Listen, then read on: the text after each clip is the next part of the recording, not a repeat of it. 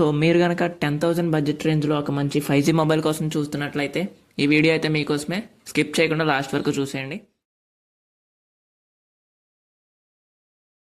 మనం మాట్లాడుకోబోయే ఫోన్ వచ్చేసి Moto Z35 5G. ఇదైతే సెప్టెంబర్ 25th 2024లో అయితే లాంచ్ చేశారు. ఇంకా ఇది స్టార్టింగ్ ఆండ్రాయిడ్ 14 మీద అయితే రన్ అవుతుంది. ఇంకా బిల్డ్ గురించి మాట్లాడుకుంటే బ్యాక్ అయితే లెదర్ ఫినిష్ ఇస్తున్నారు. ఫ్రేమ్ చూసుకుంటే ప్లాస్టిక్ ఫ్రేమ్ వాడారు.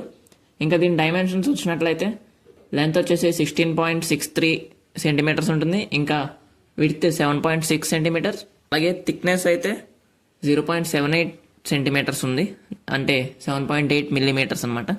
ఇంక దీన్ని డిస్ప్లే కోసం మాట్లాడుకుంటే ఇదైతే 6.72 ఇంచ్ IPS LCD డిస్ప్లేతో వస్తుంది. 1080x2400 పిక్సెల్స్ రేషియోతో వస్తుంది, అంటే 2:9 రేషియో. ఇంకా దీని రీఫ్రెష్ రేట్ కనుక చూసుకుంటే 120 Hz వరకు ఉంది. ఇందులో HDR10 సపోర్ట్ కూడా ఉంది. పీక్ బ్రైట్నెస్ వచ్చేసి 1000 nits అయితే ఉంది. ఇంకా కార్నింగ్ గొరిల్లా గ్లాస్ 3తో అయితే ప్రొటెక్షన్ వస్తుంది. ఇంకా పర్ఫార్మెన్స్ గురించి వస్తే దీంట్లో యూజ్ చేసిన ప్రాసెసర్ అయితే యూనిసాక్ T760 అనమాట. ఇంకా CPU చూసుకున్నట్లయితే octa-core 4x2.2 GHz Cortex A76 అయితే యూజ్ చేశారు.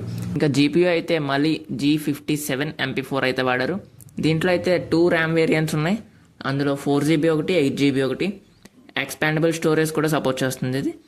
కెమెరా విషయానికి వస్తే 50 MP మెయిన్ కెమెరా ఉంది. ఇంకా 8 MP అల్ట్రా వైడ్ లెన్స్ ఉన్నాయి. ఫ్రంట్ కెమెరా అయితే 16 MPతో వస్తుంది. ఇందులో వీడియో రికార్డింగ్ 4K 30 FPS వరకు అయితే చేసుకోవచ్చు. ఇంకా ఇప్పుడు బ్యాటరీ గురించి మాట్లాడుకుంటే దీంట్లో అయితే 5000 mAh బ్యాటరీ అయితే యూజ్ చేశారు. ఇంకా ఛార్జింగ్ 18 వాట్ ఫాస్ట్ ఛార్జింగ్ కూడా సపోర్ట్ చేస్తుంది ఇది.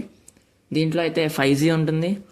2 నానో సిమ్స్ అయితే వేసుకోవచ్చు. కనెక్టివిటీలో ఇంకా మాట్లాడుకుంటే బ్లూటూత్ 5.2తో వర్క్ అవుతుంది. వైఫై ఉంది, GPS ఉంది. ఇందులో మనకైతే 3 వేరియంట్స్లో కలర్స్ అయితే అవైలబుల్గా ఉన్నాయి.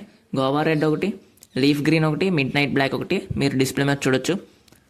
3 అయితే కలర్స్ బాగానే ఉన్నాయని చెప్పొచ్చు. ఇంకా దీని స్టార్టింగ్ ప్రైస్ కనుక చూసుకున్నట్లయితే 9,999 అయితే ఉంది. ఆ వేరియంట్ అయితే 4GB + 128GB వేరియంట్, అది బేస్ వేరియంట్ అనమాట. ఇంకా దీంట్లో సౌండ్ గురించి మాట్లాడుకుంటే దీంట్లో అయితే డాల్బీ అట్మాస్ సపోర్ట్ అయితే ఉంది. ఇంకా డ్యూయల్ మైక్రోఫోన్స్ ఉన్నాయి. రెండింటికి నాయిస్ క్యాన్సిలేషన్ అయితే వర్క్ చేస్తుంది. నెక్స్ట్ సెన్సర్స్ కనుక చూసుకున్నట్లయితే మనం ఫింగర్ ప్రింట్ సెన్సర్ ఉంది. Side mounted finger print sensor, ఇది పవర్ బటన్కే ఉంటుంది. ఈ బడ్జెట్ రేంజ్లో వీళ్ళైతే ఏ సెన్సర్ని అయితే మిస్ చేయలేదు. ఇంకా ఇప్పుడైతే ఒకసారి కెమెరా శాంపిల్స్ అయితే చూడండి మీరు.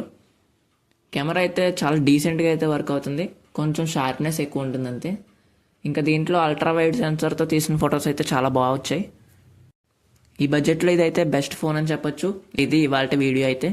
మీకు కనుక ఇది నచ్చినట్లయితే లింక్ అయితే డిస్క్రిప్షన్లో ఉంది, అక్కడ నుంచి వెళ్ళి కొనండి. ఈ బడ్జెట్ ఫోన్ మీద అయితే నా ఒపీనియన్ అయితే నేను చెప్పాను. మీకు ఎలా అనిపించిందో కామెంట్ చేయండి.